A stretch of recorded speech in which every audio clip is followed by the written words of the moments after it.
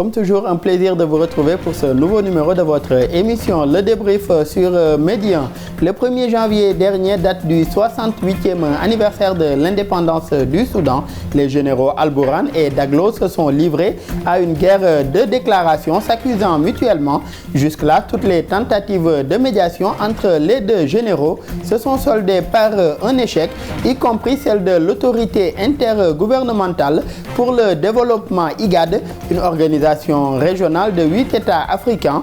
Les deux hommes ne se sont jamais rencontrés depuis le début de la guerre qui a fait 12 000 morts et plus de 7 millions de blessés, de déplacés plutôt. Quelle issue de la médiation de l'IGAD pour le retour de la stabilité au Soudan? Comment rapprocher les deux généraux Al-Bourhan et Daglo? Le développement en première partie d'émission. Et puis en seconde partie du débrief, il sera question de parler de la Somalie. Après la signature d'un accord entre l'Éthiopie et le Somaliland, la Somalie poursuit sa contre-offensive diplomatique pour faire annuler cet accord. Le président somalien a signé le 6 janvier dernier une loi annulant cet accord maritime qu'il estime illégal entre l'Éthiopie et la région séparatiste du Somaliland. L'accord signé entre le Somaliland, territoire autoproclamé indépendant en 1991, et l'Éthiopie garantit à Addis Abeba un accès à la mer et la reconstruction d'une base militaire sur la côte, d'une reconnaissance de ce territoire, en échange en tout cas d'une reconnaissance de ce territoire par l'Éthiopie. Les voisins de la Corne de l'Afrique, pour leur part, soutiennent l'intégrité territoriale de la Somalie. Quelles conséquences de cet accord entre l'Éthiopie et le Somaliland? Comment faire baisser les tensions entre ces pays de la Corne de l'Afrique? Le développement en seconde et dernière partie d'émission. Sur ce plateau, pour en parler avec nos invités, Monsieur Mamadou Thior, vous êtes journaliste, analyste politique. Merci d'avoir répondu présent à notre invitation. Merci Daouda de l'invitation. Merci également à un autre confrère, Monsieur Ibrahima Kamara, journaliste spécialisé également sur les questions de relations internationales. Merci également d'être là avec nous, Kamara. Merci Daouda. Et tout d'abord, quel regard, Kamara, portez-vous sur la montée des tensions entre l'armée soudanaise dirigée par le général Al-Bourhan et les paramilitaires dirigés par Daglo, le général Daglo? Un regard très triste quand même, Daouda. Ça me fait penser aussi à mes amis soudanais que j'ai connus en Europe, parce qu'il y en a pas mal quand même des réfugiés soudanais qui vivent en Europe, notamment au nord de la France, puisque vous êtes censé savoir qu'il y a beaucoup de réfugiés soudanais qui souhaitent rejoindre l'Angleterre à partir de la Manche. Et c'est une situation très triste quand même, qui ne cesse de connaître des épisodes malheureux, et ce n'est que le peuple qui en subit les conséquences malheureusement. Jusqu'à l'heure où on parle, le Soudan a du mal à sortir de cette situation. Depuis 2019 d'ailleurs, lorsque le peuple s'était soulevé pour demander à Omar El-Béchir de quitter le pouvoir. Jusqu'à présent, le Soudan a du mal à sortir de cette impasse, et c'est malheureux. Nous osons espérer quand même que la communauté internationale va se saisir pour essayer de trouver une issue heureuse à cette situation dramatique. Et je le rappelais en introduction, toutes les médiations en tout cas tentées se sont soldées par des échecs. Aujourd'hui, selon vous, qu'est-ce qui explique en tout cas cette persistance de cette guerre des généraux, ou bien de ce conflit entre Al-Bourhan et Daglo? Alors, c'est une guerre des généraux, mais aussi c'est une guerre tribale, il faut le dire, car le général Bourhan, qui fait face aujourd'hui à Daglo, autrement appelé Emeti, qui a quand même de son côté une milice issue des rebelles Janjaouid qui viennent du Darfour. Donc chacun d'entre eux ne veut pas lâcher du lest, car tout est parti d'une demande de l'armée régulière pour que les milices qui sont avec Daglo rejoignent l'armée régulière, et ce dernier, sentant que son influence allait être fragilisée, a complètement refusé que cela se fasse automatiquement. Et donc, nous avons assisté à une confrontation qui malheureusement a fini par un crépitement des armes. Et aujourd'hui, les deux hommes ont du mal à se rencontrer ou à se retrouver autour d'une même table. Mais sachons aussi que l'enjeu dépasse les frontières aussi du Soudan, car il y a les pays voisins comme l'Égypte aussi qui quand même ont aussi participé indirectement à ce conflit qui ne cesse de grimper. Et malheureusement, jusqu'à nos jours, les deux hommes campent sur leur position, même si certains observateurs avertissent quand même qu'ils ont aussi des forces un peu égales de part et d'autre, ce qui complique un peu la situation. Et vous le disiez dans votre introduction, beaucoup de civils, des millions de civils fuient le pays, et il y a la famine qui s'installe aussi et plonge le pays dans un chaos indescriptible. Et on reste sur ce point d'ailleurs, Mamadou Thior, par rapport à cette question soulevée par Ibrahima Kamara. Aujourd'hui, quelles conséquences de cette guerre entre les FSR, les forces paramilitaires soudanaises et l'armée, quelles conséquences aujourd'hui sur les populations et même également sur les pays voisins, puisque cette guerre, en tout cas, pourrait également aller au-delà aujourd'hui de ces frontières soudanaises? Mais c'est un exode massif auquel on a assisté, parce que vous voyez, le voisin tchadien est envahi et les autres pays voisins. Il y a 7 millions de déplacés. Voilà, alors que le Tchad était déjà en crise. Donc le pays qui quand même, malgré toutes ces années d'embargo internationaux sous Omar el-Bashir, quand même arrivé à tirer son épingle du jeu. Et par rapport à cette guerre, moi je trouve cette guerre-là insensée, même s'il y a des relents tribaux, comme l'a dit Kamara. Et je pense que les deux hommes, Abdel Fattah al-Burhan et Hamdan Daglo, ils se sont jugés. Ça fait 9 mois presque qu'ils sont en train de se battre. Personne n'a pris le dessus sur l'autre et la communauté internationale n'est pas intéressée. Vous voyez, cette communauté internationale n'a dit que ce qui se passe entre Israël et Gaza est à la limite la guerre entre la Russie et l'Ukraine. Donc comme leur guerre n'intéresse pas... Même la médiation tentée par les États-Unis et les Émirats arabes unis s'est soldée par un échec. Parce que le Soudan, vraiment, je ne dis pas que ne représente rien au plan international, mais quand vous n'avez pas peut-être l'aura de l'Israël ou peut-être de l'Ukraine, il faut savoir raison garder. Je pense que c'est dû juste à des égos surdimensionnés des deux hommes, Hemeti et al-Burhan, et il est temps qu'ils s'asseyent pour vraiment trouver une fin à ce conflit qui ne fait que vraiment porter préjudice aux populations soudanaises. Et Thior, par rapport à ce préjudice, déjà plus de 12 000 morts, plus de 7 millions de personnes déplacées, les deux protagonistes mesurent-ils vraiment la gravité de la situation dans le pays? Je ne pense pas. Je ne pense pas parce que vous voyez, Hemeti vient de faire une tournée où il a été accueilli comme un chef d'État. Et je pense que ça c'est même un mauvais signal qui est renvoyé à la partie adverse d'Al-Burhan, qui n'a pas beaucoup apprécié le fait que des pays comme le Kenya, même la Grande Afrique du Sud, aient déroulé le tapis rouge au général Hemeti, qui s'est senti presque comme le chef de l'État soudanais. Je pense que bon, si peut-être ces pays-là essaient de faire fléchir Hemeti et forcer des pourparlers avec Al-Burhan, mais Al-Burhan a dit qu'il n'est pas preneur pour des négociations. Ça veut dire qu'aujourd'hui, on est presque à un point mort. Mais il est temps de trouver une issue parce que c'est une guerre vraiment insensée.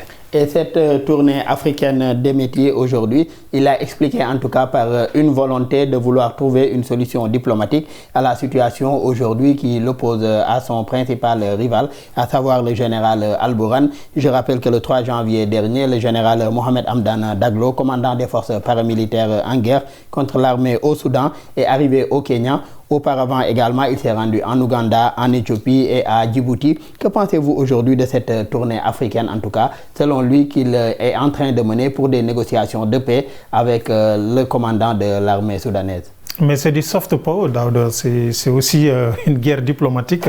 Chacun essaie de chercher des soutiens dans la région. Et Hemeti a eu quand même l'audace ou l'instinct de sortir de sa zone de confort, entre guillemets, pour aller chercher du soutien ailleurs. Puisque si l'Égypte soutient le général Burhan, lui aussi, il a intérêt à aller chercher du soutien dans la région, puisque c'est un pays très stratégique quand même, qui est dans une zone où chacun a besoin d'appui et de plus de relations au niveau international afin de mieux asseoir sa suprématie.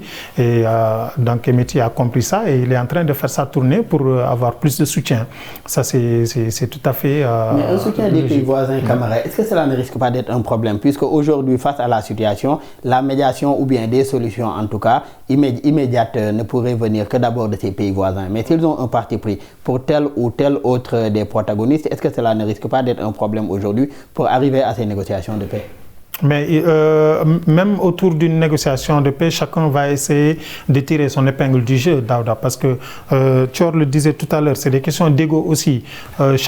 Personne d'entre eux ne veut lâcher du lest ou essayer quand même de trouver comment dirais-je, un terrain d'entente afin que le pays retrouve sa quiétude. Mais si Hemeti a le soutien, le plus grand nombre de soutiens dans la région, il a plus de chances quand même de s'en sortir, puisqu'il a une milice qui actuellement a malmené quand même les troupes du général Burhan, même si il a aussi lui aussi entre les mains l'armée régulière, mais au-delà de l'enjeu interne aussi, il faut reconnaître aussi que c'est un pays qui regorge d'énormes ressources et peut-être que les pays de la sous-région aussi ont des intérêts particuliers par rapport aux ressources que regorge le Soudan.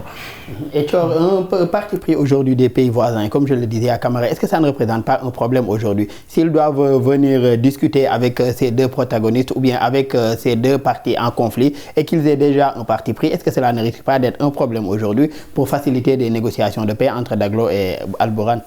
L'ironie de l'histoire dans cette affaire, en parlant de pays voisins, c'est le Soudan du Sud, le Sud-Soudan comme on dit, qui a même qui a d'ailleurs proposé sa médiation. Ce qui est paradoxal, vous voyez comment l'histoire peut se retourner, alors que bon, il a pris son indépendance il y a un peu plus de 10 ans des flancs du Soudan. Mais je pense que les pays voisins gagneraient à ne pas prendre parti, parce que si on veut régler un conflit entre deux protagonistes, il vaut mieux être à distance. Même si, oui, il faut prendre le fait que le Soudan, quand même, est un pays stratégique, comme l'a dit Camara, et que, bon, c'est une façon aussi de lorgner, par exemple, si ces pays-là, en recevant en grande pompe, comme on a noté ça dernièrement, Hemeti, en lui déroulant le tapis rouge, il verrait peut-être un Hemeti qui prend le dessus sur Al-Burhan, parce que c'est pas pour rien d'ailleurs que Al-Burhan s'est retranché à Port-Soudan et que Hemeti est le roi de la capitale, Khartoum. Donc ça aussi, c'est quelque chose dans la conscience populaire qui n'est pas négligeable. Est-ce que, bon, ils sont pas en train de se dire que peut-être Hemeti est en train de prendre le dessus, mais quel que soit Alpha, ce conflit-là... Mais Hemeti reste toujours ouvert au dialogue, puisque cette tournée, il le justifie par ça également, une solution diplomatique à la situation au Soudan. Tout à fait, il l'a dit son ouverture au dialogue, mais Al-Burhan a dit qu'il n'est pas disposé à dialoguer avec lui. Et là aussi, je pense que peut-être l'Union africaine doit pouvoir s'imposer. Voilà des questions sur lesquelles vraiment l'Union africaine doit s'imposer, l'IGAD, la Corne de l'Afrique, pour essayer de faire entendre raison aux deux protagonistes. Parce que là, cette guerre-là n'a que trop duré depuis la mi-avril. Les populations innocentes sont en train de souffrir. Et que pensez-vous de cette attitude aujourd'hui d'Al-Burhan? Son principal rival, en tout cas, s'est dit disposé aujourd'hui à dialoguer directement avec lui pour trouver une solution à cette crise. Le chef de l'armée soudanaise qui n'est pas intéressé par aujourd'hui ce face-à-face avec son principal rival pour trouver une solution. Que vous inspire cette attitude aujourd'hui? En réalité, Al-Burhan considère que il doit être le patron incontesté, parce qu'en tant que chef suprême des armées, il ne doit pas y avoir de tête de lion en cage, comme on dit.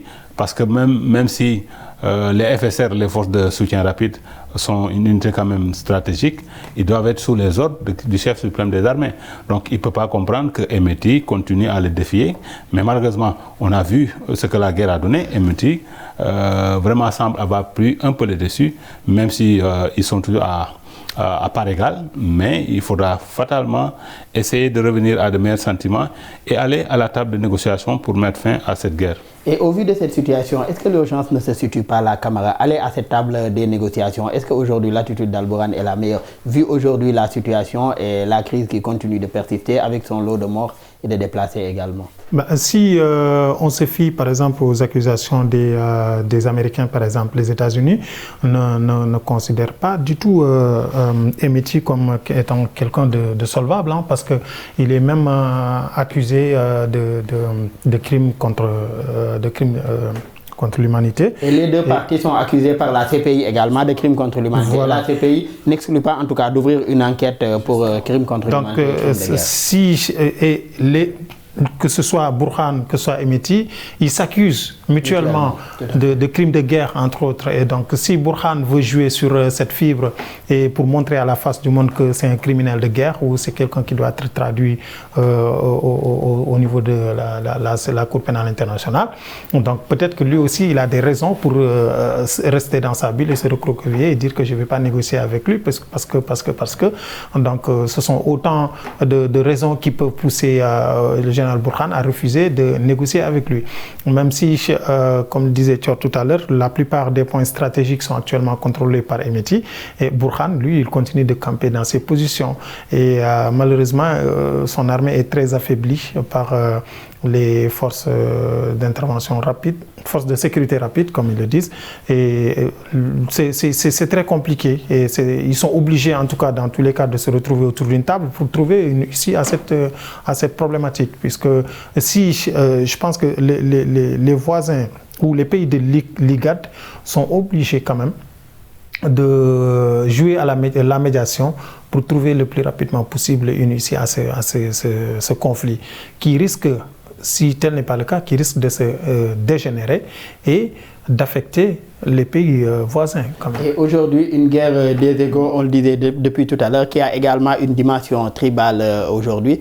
Comment également se départir de ces faits-là? Aujourd'hui, État, tribu, État, religion et toutes ces considérations-là, comment se départir également de ces considérations sociologiques vis-à-vis aujourd'hui de l'État central pour éviter pareille situation comme ce qu'on voit au Soudan? Oui, le problème c'est que souvent ce qui se passe c'est qu'ils considèrent que par exemple la tribu d'Omar el-Bashir qui a fait près de 30 ans au pouvoir, il était temps que cette tribu-là passe la main à quelqu'un d'autre. Donc, ce partage du pouvoir, parce que c'est une réalité en Afrique, malheureusement, c'est nos contextes africains qui sont ainsi faits. Les gens ont des considérations tribales qui font de sorte que, bon, quand telle tribu a fait un laps de temps au pouvoir ou a quand même assez duré, ils se disent que c'est autour de l'autre tribu. C'est un peu ce turnover-là, comme on dit en anglais, ça doit être tournant.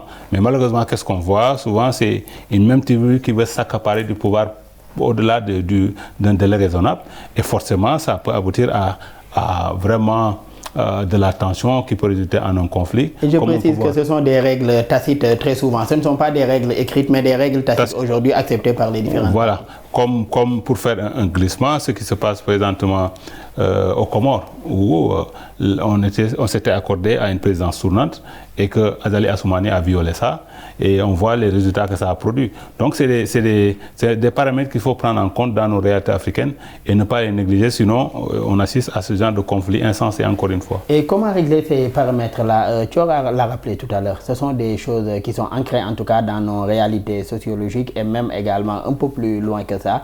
Aujourd'hui, comment arriver à gérer ces questions-là de tribus, de religions, d'ethnie et tout par rapport aujourd'hui à la constitution d'un État dans nos pays? C'est parce que tout simplement, Daouda, à mon humble avis, nous avons souvent des États qui ont des modèles démocratiques ou des modèles de république qui nous sont importés de l'Occident et qui sont pour la plupart incompatibles avec nos réalités socioculturelles. Puisque ces pays-là, si les populations ou alors les États ne sont pas préparés à de telles transitions ou à de tels modèles démocratiques, il y aura toujours des problèmes, il y aura toujours des soucis. Malheureusement, souvent, on en entend parler même dans les médias occidentaux, ils parlent de pays islamistes ou des républiques islamistes, des pays ancrés dans l'islam. Et ça semble déranger les Occidentaux, alors que ce sont des pays qui sont complètement ancré dans ses croyances religieuses ou dans ses réalités socio-culturelles. Et si des formes d'État qui sont conformes aux réalités de ces pays-là. Mais si on veut les imposer des modèles démocratiques qui ne les ressemblent pas, qui ne les rassemblent pas, il y aura toujours des soucis et toujours des problèmes. Est-ce que le problème ne se situe pas au niveau des hommes qui incarnent ces modèles? Tu viens de faire un rappel tout à l'heure. Des fois, le modèle, il existe, il est respecté jusqu'au moment où un homme aujourd'hui veut venir changer les règles du jeu. Est-ce que le problème ne se situe pas à ce niveau-là? C'est des problèmes d'hommes aussi. C'est des problèmes d'hommes, c'est ce que je disais tantôt. Parce que si les hommes ne sont pas préparés à cela, il y aura toujours des problèmes, il y aura toujours des difficultés et les gens vont se confronter. Ce qui est sûr, si on pouvait revenir en arrière un petit peu, les populations auraient peut-être préféré la dictature de Omar el-Béchir que cette situation qu'ils sont en train de vivre aujourd'hui, parce qu'ils sont les plus grands perdants. Une façon de regretter donc leur président Omar el-Béchir. Et le chef des paramilitaires soudanais, le général Mohamed Hamdan Daglo, a déclaré qu'il s'engageait en faveur d'un cessez-le-feu pour mettre fin à cette guerre au Soudan, mais les combats se poursuivent toujours dans le pays. Comment aujourd'hui arriver à une effectivité de ce cessez-le-feu, même si le général Al-Burhan ne veut pas d'un face-à-face, en tout cas d'une médiation ou d'un dialogue direct avec son principal protagoniste ou son principal rival? Comment donc arriver à cette effectivité-là de ce cessez-le-feu? Je pense que la volonté de Hemeti, du général Hemeti, doit être matérialisée. Je pense que si ça vient de son côté, qui demande à ses hommes de poser les armes, et qu'en face aussi, Al-Burhan, même s'il se dit pas disposé au dialogue, en face autant, ce sera un premier pas. Mais est-ce que si les hommes de Hamdan Daglo déposent les armes, est-ce qu'en face les gens de Al-Burhan ne vont pas en profiter pour essayer de grignoter le terrain perdu? C'est un peu à ce niveau le danger. Mais je pense que c'est une période favorable. Il faut peut-être vraiment parler à Al-Burhan qui est un peu réfractaire. Du moment où Hemeti aurait élevé un peu du prestige de sa récente tournée internationale, ou africaine je veux dire, est disposé à dialoguer, il faut en profiter pour vraiment convaincre Al-Burhan qu'il a tout à gagner à s'asseoir avec son rival pour trouver une solution. Et face à la situation actuelle, tu as qui pour parler à Al-Burhan? Mais il y a le voisin égyptien, parce que Al-Burhan est allé visiter, a rendu visite à Al-Sisi. Je pense que Al-Sisi, qui vient d'être réélu d'ailleurs, il peut lui parler pour lui faire entendre raison. Et je pense qu'on peut arriver à faire en sorte que, comme Hemeti, les pays qu'il a visités, on a vu les images, il a été chaleureusement accueilli. Donc tous ces pays-là peuvent s'associer, que ce soit le voisin kényan, essayer de faire en sorte que l'axe entre le Caire et Nairobi, essayer cet acte-là, essayer de faire fléchir les deux hommes pour les amener à la table de négociation. Et Camara, quelle chance de la médiation de l'IGAD, l'autorité intergouvernementale pour le développement? Alors moi, je vois peu de chance pour que la Ligade puisse s'imposer et réussir une médiation, puisque les pays de la sous-région, on le disait tout à l'heure, vous savez, ce sont des tribus qui transcendent les frontières. De part et d'autre, on trouve les mêmes tribus d'un pays à l'autre. C'est très fréquent en Afrique, d'ailleurs un peu partout dans le monde. Au niveau des frontières, on trouve des tribus de part et d'autre des frontières. Et souvent, quand par exemple la tribu des Janjaouides qui se trouve au Darfour ont des parents de l'autre côté de la frontière, il y a de fortes chances que ce pays-là soutienne cette tribu-là. Et c'est comme ça que ça se joue. Ce sont des spécificités à prendre en compte. Et donc, s'ils n'arrivent pas à avoir de la hauteur ou alors avoir un certain recul pour pouvoir prôner le discours qu'il faut, prendre leur bâton de pèlerin afin de pouvoir convaincre et leur faire revenir à la raison, ce sera toujours compliqué. Mais on voit que ces pays-là prennent parti et c'est là où le bas blesse. Même si au sein de la Ligade, ils se retrouvent dans cette organisation, ça va toujours donner le même résultat. Et le seul moyen, à mon avis, tu venais de le dire, il faut que l'Égypte quand même s'en mêle, parce que l'Égypte a quand même une tradition diplomatique très très forte dans les pays de cette région, mais aussi les Émirats arabes unis aussi peuvent jouer un rôle très important. Le rôle des Émirats arabes unis risque d'être compliqué puisque aujourd'hui Al-Burhan en tout cas a rompu ses relations diplomatiques avec ce pays qu'il accuse en tout cas de soutenir son rival, à savoir le général Daglo. L'Égypte aussi soutient il accuse en tout cas, pour ce qui est de Al-Bourhan, il accuse en tout cas les Émirats Arabes Unis de financer et de soutenir même en armes ce pays-là. Ce sont en tout cas ces forces-là que sont les FSR qui risquent de compliquer en tout cas la migration émiratique. Je voulais interpeller juste sur un dernier point, à savoir, mis à part les pays voisins, quel rôle tient aujourd'hui de l'instance continentale, l'Union africaine, face à la situation qui perdure au Soudan? Mais je pense que, je le disais tantôt, l'Union africaine doit davantage s'impliquer. Parce que c'est vrai, on a senti un peu des initiatives, mais qui sont assez timides. Et c'est ce qu'on reproche souvent à l'Union africaine. Souvent, elle met trop de temps à intervenir et c'est même parfois, elle intervient trop tard. Je pense que pour un conflit comme ça, si on avait une organisation une organisation continentale vraiment digne de son nom, cette guerre-là n'aurait jamais dû durer plus d'un mois. Depuis peut-être fin avril, mi-mai, en un mois de conflit, l'Union africaine aurait dû essayer de trouver une solution pour mettre fin à ce conflit qui n'a que trop duré. Un conflit qui n'a que trop duré. Et comment faciliter ce rapprochement à la caméra entre les deux parties? Vous aviez donné tout à l'heure l'exemple de l'Égypte et je vous avais interrompu pour interpeller Thior sur l'UA. Comment davantage faciliter ce rapprochement entre les deux parties au Soudan? Il faut que ce soit l'Union africaine, que ce soit la Ligue, il faut qu'ils s'activent dès à présent parce que ça perdure et on perd du temps et la guerre s'enlise. Et il faut qu'il s'active. Il faut s'activer déjà à présent, éviter que la guerre ne s'enlise davantage. Sans perdre de temps. Et il sera question de parler d'un autre conflit en seconde partie du débrief. Il s'agit de la situation entre le Somaliland, l'Éthiopie et la Somalie. Ce sera la thématique en seconde partie d'émission.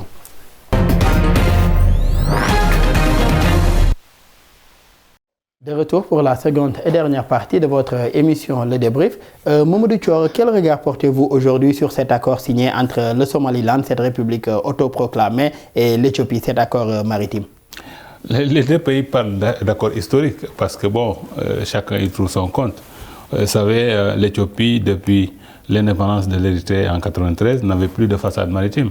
Et quand on veut faire du business au plan international, c'est par la mer que ça se passe. Et on sait que cette zone est une zone stratégique, la mer Rouge et l'océan Indien. Donc cet accord permettra à l'Éthiopie d'avoir accès un peu à ces flux commerciaux internationaux. Et pour le Somaliland, qui n'est vraiment pas un pays indépendant au plan international comme ça se doit, attend à travers cet accord que l'Éthiopie, qui quand même abrite le siège de l'Union africaine, l'Éthiopie franchit le pas de sa reconnaissance et que d'autres pays africains puissent en faire autant. Donc c'est un peu un accord gagnant-gagnant des deux côtés. Mais cet aspect soulevé, le fait qu'aujourd'hui Somaliland n'est pas un État reconnu par la communauté internationale comme également par l'Union africaine, le fait que l'Éthiopie accepte en tout cas de signer cet accord qualifié d'historique par les deux parties, est-ce que cela ne frise pas également la provocation vis-à-vis de la Somalie? Un peu, mais on sait que Ahmed Abiy, le Premier ministre éthiopien, est un homme très pragmatique. Donc, et souvent, il est très en avance par rapport à ce qu'il fait par rapport à ses voisins et ses adversaires. On peut comprendre un peu la colère de la Somalie, parce que la Somalie n'a jamais reconnu le Somaliland et considère que le Somaliland est partie intégrante de son territoire. Donc, naturellement, la Somalie ne peut accepter qu'on puisse signer un tel accord, surtout face aux grands voisins éthiopiens.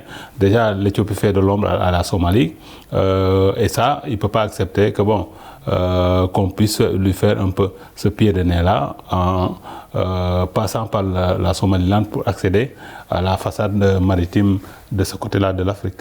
Et Ibrahim, l'accord ouvrira la voie à la réalisation de l'aspiration de l'Éthiopie à sécuriser son accès à la mer et à diversifier également son accès aux ports maritimes, explique un communiqué des services du Premier ministre éthiopien Abiy Ahmed. Il renforce également leur partenariat sécuritaire, économique et politique, poursuit le texte. Quel risque aujourd'hui pourrait avoir un tel accord dans la stabilité de la région est-africaine? Alors, c'est un risque énorme quand même, puisque nous avons vu la Somalie qui est sortie quand même de ses gonds pour dénoncer cette démarche de l'Éthiopie. Et ils ont même annulé cet accord, je crois. La Somalie a annulé l'accord, selon eux. Annulé entre guillemets, puisque le document signé par le président somalien n'engage pas forcément l'Éthiopie et le Somaliland. Oui, c'est de bonne guerre, parce que eux aussi, ils essaient d'affûter leur stratégie pour quand même montrer à la face du monde que voilà, l'Éthiopie est en train de faire des tractations qui ne sont pas du tout officielles. Et donc, c'est une manière de dire que le Somaliland est une partie intégrante de la Somalie et que c'est un État souverain et qu'ils peuvent de plein droit annuler un tel accord. Bon, mais dans tous les cas, ça peut créer quand même, comme vous le dites, des tensions, que ce soit entre la Somalie et le Somaliland, mais aussi entre l'Éthiopie et la Somalie. Je rappelle que ce pays qui est l'Éthiopie également, deuxième pays le plus peuplé d'Afrique, s'est retrouvé sans accès propre à la mer, tu l'as rappelé tout à l'heure, depuis l'indépendance de l'Érythrée en 1993, à l'issue d'un long conflit. Mais est-ce que cette volonté de l'Éthiopie de retrouver cet accès à la mer ne risque pas également d'être source de problèmes ou autres instabilités dans la région ou bien même avec ses voisins immédiats? Oui, on peut le craindre, hein, parce que vous savez, c'est une région quand même assez fragile, parce que les conflits, si ce n'est pas des conflits internes, comme on a vu avec la rébellion du Tigré, heureusement que le Premier ministre éthiopien a trouvé un accord avec ces gens-là, la Somalie avec son Somaliland, l'Érythrée qui a pris son indépendance, mais tout ça là, donc c'est une zone qui est assez sensible. Et un tel accord, si la Somalie peut-être ne revient pas à de meilleurs sentiments, on peut craindre, bon, d'ailleurs, des tensions avec le grand voisin éthiopien. Mais je pense qu'il faut saluer le fait que c'est le Somalie qui est enthousiaste, pensant que l'Éthiopie va le reconnaître. Mais l'Éthiopie n'a pas clairement dit que cet accord-là, en contrepartie, il y aura une reconnaissance tacite dans un premier temps et vraiment ouverte du Somaliland. Donc, mais bon, des deux parties, chacun joue au plus malin. Donc, en essayant de tirer les plus grands avantages de cet accord-là. On verra ce qui va se passer dans les prochains jours ou dans les prochaines semaines ou dans les prochains mois. Mais de toute la façon, c'est un accord où les deux personnes ne perdent dans cette histoire. Et cet accord même a conduit à la démission du ministre de Somalilandais, en tout cas, le ministre du Somaliland de la Défense, qui en tout cas n'a pas apprécié que l'accord soit signé sans que lui soit consulté, vu qu'il y a également une dimension sécuritaire de cet accord. Est-ce que cela en partie ne pourrait pas témoigner d'un certain malaise au sein également de l'administration somalilandaise? Tout à fait, parce que l'aspect militaire, si l'Éthiopie réussit à installer sa base, comme c'est dans l'accord, c'est quand même une façon de remettre en cause cette souveraineté entre guillemets du Somaliland. Parce que quand quelqu'un, un pays voisin ou bien même lointain vient installer une base militaire dans ton territoire, c'est une façon de remettre en cause ta souveraineté. Donc on comprend un peu... Et même la souveraineté du voisin somalien. Absolument. On comprend un peu cette démission du ministre de Somaliland de la Défense, le fait qu'il n'ait pas été associé, mais le fait qu'une base militaire soit érigée sur le sol du Somaliland. Et ça aussi, la Somalie ne verrait pas ça d'un bon œil, parce qu'il se dira que bon, le grand voisin éthiopien est en train d'essayer de se rapprocher davantage de Mogadiscio, et ça, c'est pas bien pour la Somalie. Et le Somaliland, Camara, est un ancien territoire britannique qui a unilatéralement déclaré en 1991 son indépendance de la Somalie. Avec ses 4,5 millions d'habitants, il dispose de ses propres institutions, de sa propre monnaie, mais le Somaliland n'a jamais vu en tout cas son indépendance reconnue par la communauté internationale. Que vous inspire alors sa posture unilatérale et de défiance aujourd'hui vis-à-vis de la Somalie? Il y a beaucoup d'enjeux qui se jouent au niveau de la mer Rouge puisque ces enjeux-là, parce que le golfe d'Aden ou alors la mer Rouge, bon, cette partie quand même attire beaucoup de convoitises. 10% du trafic maritime mondial passe par là. Et le monde entier quand même a les yeux rivés vers cette partie du monde, surtout avec les agissements des rebelles Houthis au Yémen, entre autres. Mais est-ce que tous ces enjeux-là, alors, tous ces enjeux ne justifient pas aussi l'attitude de la Somalie aujourd'hui, qui se sent menacée par cet accord, que ce soit sur le plan économique, militaire et même sur le plan social, je dirais? Tout à fait. La Somalie peut se faire du mouron parce qu'on ne sait pas où cet accord peut mener. Déjà, l'aspect militaire, en soi, si c'était juste un accord économique, on aurait pu comprendre. Mais cet aspect militaire, avec cette base qui sera installée sur le Somaliland, on ne sait pas où ça va résulter à moyen terme. Et c'est ça que la Somalie peut redouter. Déjà qu'avec l'indépendance du Somaliland, il faut le dire, elle a perdu une partie de son territoire, même si la Somalie ne reconnaît pas ce pays-là. Si ce pays qui n'est non reconnu ni par la Somalie ni par la communauté internationale se met à signer des accords avec un grand voisin qui n'est pas n'importe qui, l'Éthiopie quand même, c'est normal que la Somalie puisse se faire des soucis. Et est-ce que ce grand voisin-là également n'a pas intérêt à se rapprocher aussi de la Somalie pour en tout cas une meilleure exécution de cette décision, puisque quoi qu'il en soit, le Somaliland n'est pas encore reconnu officiellement, donc est encore partie intégrante de la Somalie? Oui, d'autant plus que l'Éthiopie abrite le siège de l'Union africaine. Donc je pense que rien que ça, l'Éthiopie doit pouvoir prendre langue avec la Somalie et ne pas peut-être privilégier ses intérêts. C'est bien parce que les pays n'ont pas d'amis, ils n'ont que des intérêts. Mais dans cette affaire, je pense que Abiy Ahmed doit parler au président Mohamed de la Somalie et essayer de trouver un terrain d'entente. Parce que bon, on comprend un peu vraiment les préoccupations de l'Éthiopie. Quand on n'a pas une façade maritime, c'est vraiment difficile d'être un acteur majeur au plan du commerce mondial international.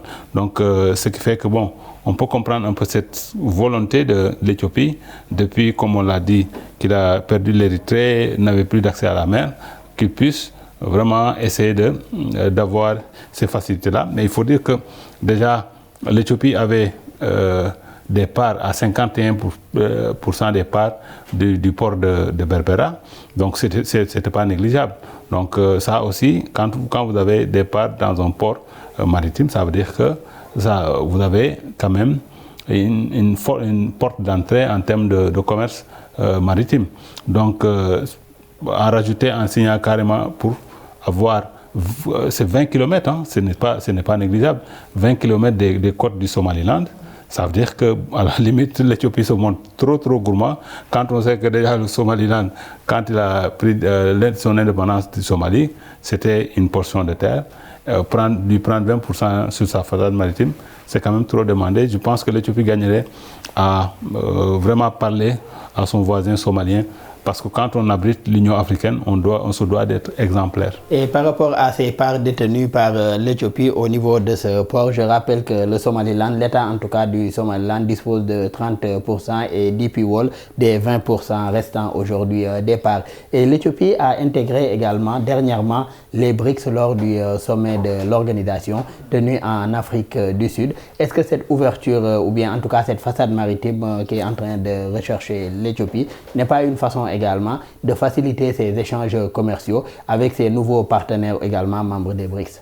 Oui, les enjeux sont énormes, Daouda, et moi j'ai vraiment beaucoup de craintes ou de doutes par rapport à la Somalie pour qu'il puisse peser de tout son poids pour récupérer le Somaliland, puisque le conflit dure quand même, a beaucoup perduré, et les dirigeants du Somaliland ne se laissent pas faire aussi, ils ne dorment pas sur leur laurier, et ce sont autant d'avantages qui peuvent profiter au Somaliland. À un moment donné, tous ces intérêts dont vous venez de parler, que ce soit les pays du BRICS ou d'autres pays du Golfe ou alors même les Occidentaux, peuvent s'intéresser à cette partie de l'Afrique de l'Est pour vraiment peser de tout leur poids afin que le Somaliland devienne indépendant, afin qu'il puisse tirer des profits économiques. C'est important. Et les Somalilandais sont tellement conscients de cela qu'ils sont en train de tirer sur les ficelles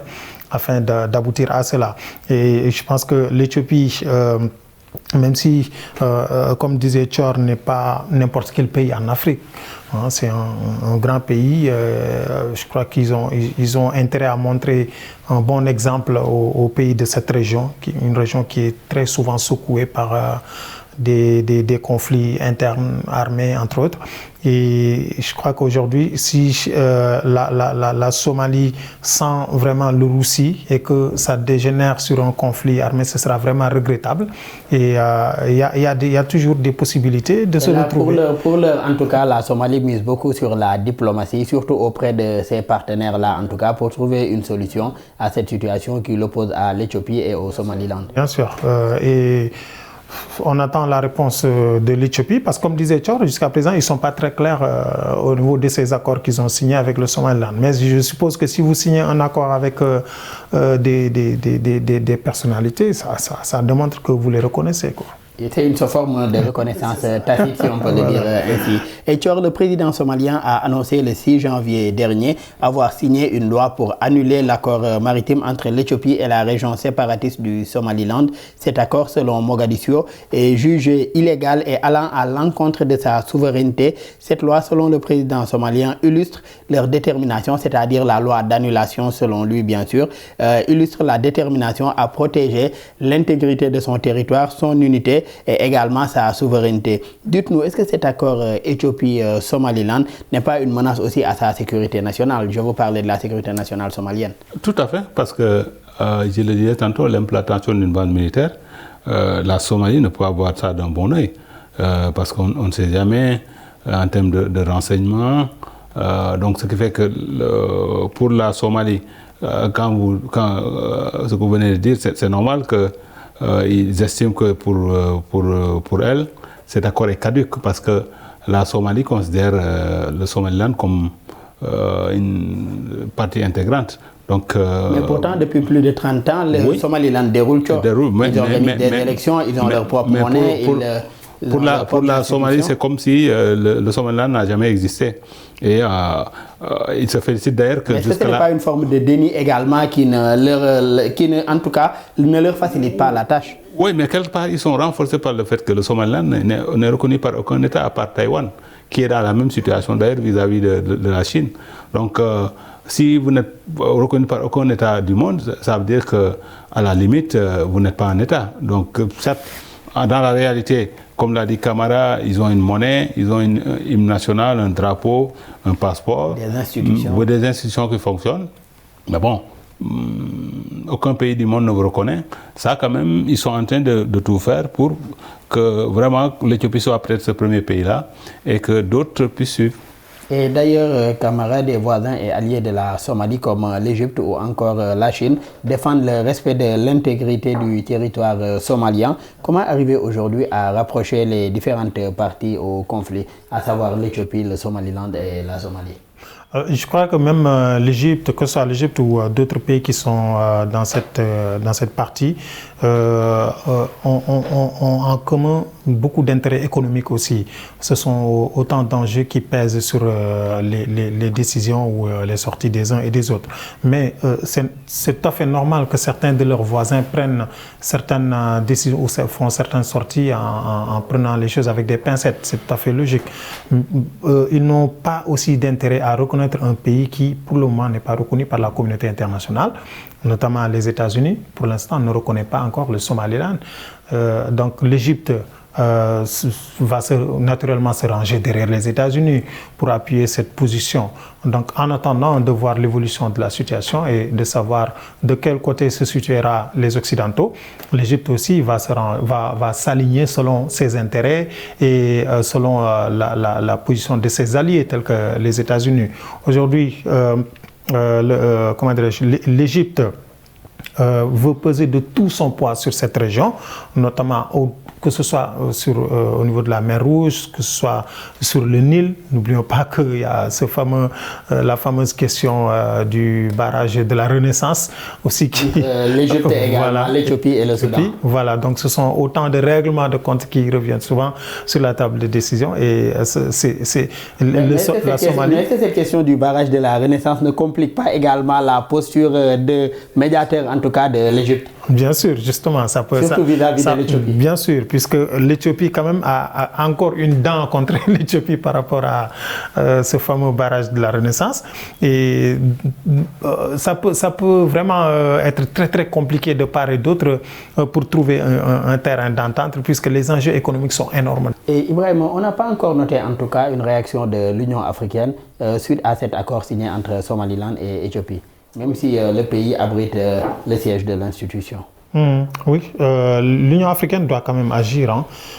Comme vous le dites, même si le pays abrite le siège de l'institution, mais nous avons tendance à voir dans nos pays africains que des organisations de cette nature tardent toujours à élever la voix. Nous l'avons vécu avec la CEDEAO, dans plusieurs conflits qui ont éclaté dans la région. Donc ils attendent souvent au dernier moment pour agir, alors que franchement ils devraient anticiper sur des situations similaires, parce que Thior le disait tantôt, hein, la Somalie n'a pas tout à fait tort. Et donc actuellement seule l'Union africaine quand même peut se lever et prendre son bâton de pèlerin pour régler définitivement ce problème. Bon, d'autant plus que la Somalie est sur plusieurs fronts, si on peut le dire ainsi, puisqu'il y a les milices Chebab d'une part, et donc s'ils s'attaquent aussi au Somaliland d'autre part, ça peut beaucoup plus fragiliser le pays, et donc ils souhaitent quand même passer par la voie diplomatique pour l'instant. Pourrait-on voir demain cet accord signé entre les deux parties être remis en cause pour aller à une table de négociations entre les trois parties? Je veux bien sûr parler de Somaliland, Somalie et Éthiopie. Pourquoi pas? Je pense que aujourd'hui, quand même, la préoccupation de l'Éthiopie peut être comprise. Elle n'a plus de façade maritime, elle a besoin d'un accès à la mer. Pourquoi pas que l'Éthiopie parle à son voisin somalien pour un tel accord? Parce que de toute façon, la Somalie, contrairement au Somaliland, est un pays souverain. Et que bon, peut-être essayer de trouver un accord du genre pour donc essayer miser sur la diplomatie avec le voisin somalien aujourd'hui pour arriver à une situation de sortie de crise et à un certain apaisement dans cette région de la Corne de l'Afrique. Malheureusement, nous en sommes à la fin de cette émission. Je rappelle que nous recevions M. Momodou Thior, journaliste et analyste politique. Merci, encore un plaisir d'avoir partagé le plateau avec vous. Merci, c'est toujours un plaisir d'être là. Toujours partagé également en face de vous, M. Ibrahim Kamara, journaliste également spécialisé en relations internationales. Merci également, Kamara. Un plaisir d'avoir partagé aussi le plateau avec vous. Merci, Daouda. Le plaisir est pour moi aussi. Merci aux collègues de l'équipe technique pour les facilitations et pour la réalisation de cette émission. Merci à vous tous qui nous suivez et très bonne suite de programmes sur nos antennes.